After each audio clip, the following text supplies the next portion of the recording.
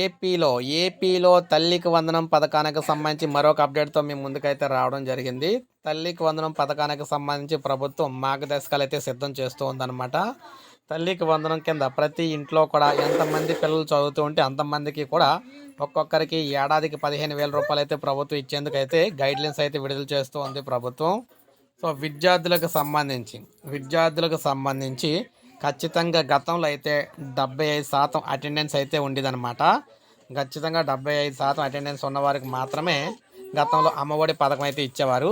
అయితే ఈసారి ఎందుకంటే ఇంట్లో ఉన్న ప్రతి ఒక్కరికి కూడా 15,000 రూపాయలు ఇవ్వాలి కాబట్టి ఖచ్చితంగా దాని మీద శాతం అయితే పెంచాలని చెప్పేసి ప్రభుత్వం భావిస్తూ ఉందన్నమాట.